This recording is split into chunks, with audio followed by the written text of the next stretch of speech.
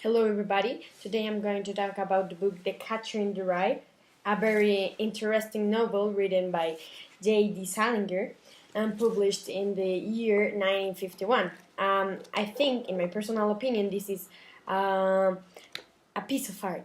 It took the writer approximately 10 years to develop it, and through this video I will explain you why I think it is a very important tool that will help you to analyze the world in different perspectives.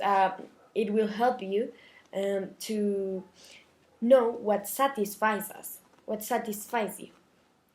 Firstly, you need to know that the writer had a very interesting life that involved a lot of different experiences, and he gives these experiences, these beliefs to us, and this will help us to take advantage of every single moment of our lives in the way we like to, in a happy way. He gives these experiences and beliefs through the book, and you also need to know that the book was published in a very radical time where there were essential rules for the society. And we understand in this book that we can break the rules that we don't like, and in this way we can be really happy. We can do what really satisfies us. So now I will explain in a deep way the first reason why you should read this book. So the events that occur in the book are related with the events that occur in Salinger's real life. Thirdly, you need to know that a very strong belief that the author has is that he has a very important fascination for young people, and he expresses this with Phoebe, Holden's main character, little sister. He demonstrates how he loves her and how he admires the way she lives, and by this he's trying to show us how the society needs a lot of these authentic people, how the society needs these not phony people. And in chapter 25 he says something very important, a very important quote that expresses his belief. He says, "The thing with kids is, if they want to grab the gold ring, you have to let them do it and not say anything. They fall off. But it's bad if you say anything to them." By this, he's expressing the importance of kids because they are sensible, but at the same time, they are very intelligent and they are very authentic. And he expresses how society needs them. And he achieved his goal because a lot of young people got identified with the book. And in conclusion, you should read the book. Everybody should read the book because young people can get identified with it. More young people. And also adults can learn that they never should lose their childish part. We need to emphasize more in the life aspects, so I'm going to make the relationship between them and the book. These are helpful for us to analyze life.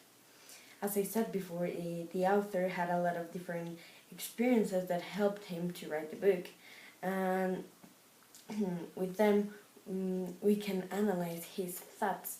These messages push us to see the world from a different perspective. These experiences helped him to write the book, and they helped him to analyze the world in a different way, and he's pushing us with the book to do the same that he did. And the first idea that I'm going to develop is the fact that J.D. Salinger went to war and he detested it. As you know, war is very violent and people have a lot of possibilities to die. And well, when he was in war, he got inspired and he started the novel. So I think he got to think about reality, and he got to think a lot about society and a lot about phony people.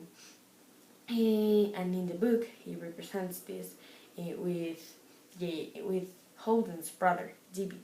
He says that he went to war and he disliked this. He says, "I don't think I could stand if I had to go to war. I really couldn't. It wouldn't be too bad if they would just take you out and shoot you or something. But you have to stay in the army so goddamn long. That's the whole trouble. My brother DB was in the army for 4 goddamn years. He was in the war too, but I really think he hated the army worse than the war.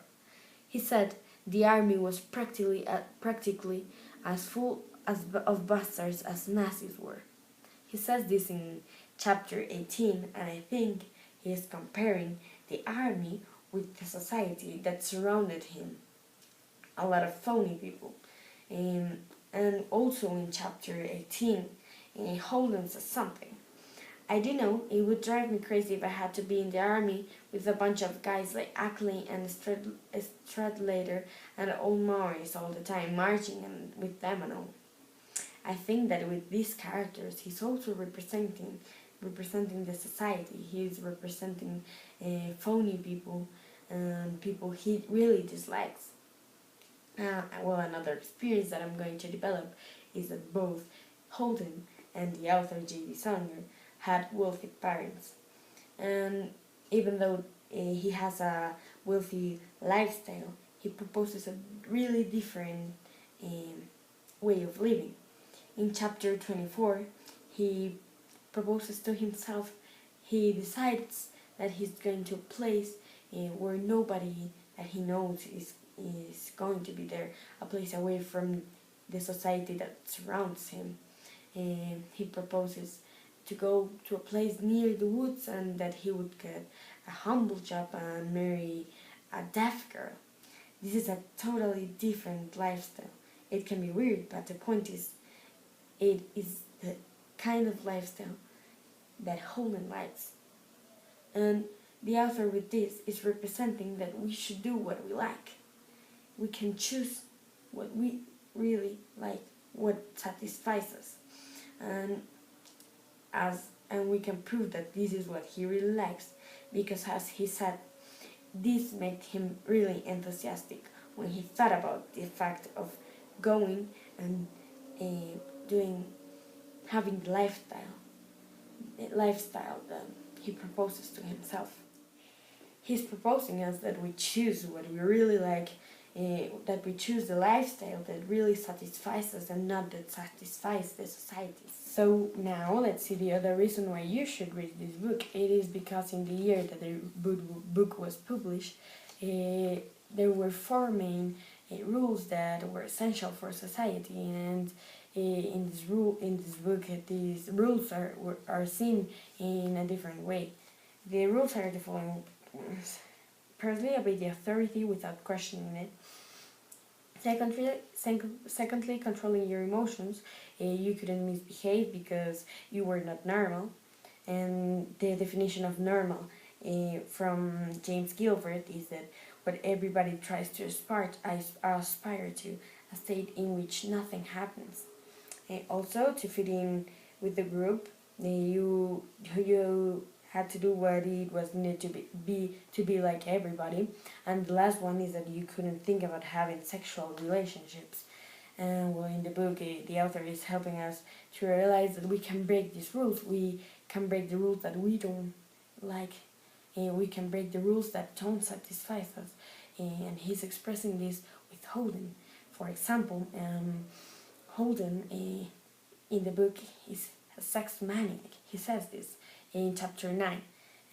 He says, in my mind, I'm probably the biggest sex maniac you ever saw. And he's not only a sex maniac, but in the novel, he's surrounded by a totally sexual environment. And also, in the book, when he was expelled from school, he started living his life in the way he really wants to. He doesn't obey authority. He goes and escapes to New York and hires a prostitute and does like a lot of stuff that are incorrect. And as people have to do what society wants them to do, they hide what they really define them. And with this book, the author is pushing us to do what we want to do and not hide any part of us. And the 50s rules are not literally the same rules that actually exist, but the societies are really similar. And People are always wants to reach, to fit in the groups, to do what satisfies everybody, to what satisfies the society, and this is a crisis that we are living actually. In every society, everybody tries to aspire to be normal, but this is not correct. What is correct is what the book pushes us to do. The book pushes us to be who we really are. The book is pushing us to do what really satisfies us, what really makes us happy, not what really makes happy the society. And by breaking these essential rules, and the book is showing us that we can do it, that we can be like who we really are. And this is the correct thing to do. This is what really should make an ideal society. So in conclusion, making a summary of everything, we know that the author is giving us his experiences because he's a brilliant person that has the ability, that has the skills to analyze the world, and he's pushing us to do the same thing that he did, to realize the reality we're living in. And now talking about the historical context, he's telling us, he's showing us that every society does the same thing, and this is not correct because this is not what everybody wants to do. He's showing us with this book that we don't have to obey the authority if we want to, if we don't want to. So in conclusion, he's making a really big reflection in which he wants us to recognize the reality we're living in, and he wants us to be like children, and he wants us to be regardless of what people think, like children, and he wants us to be authentic and sensible and very intelligent at the same time. He wants us to be happy. And well, he's doing this by presenting us his book. So everybody should read this book.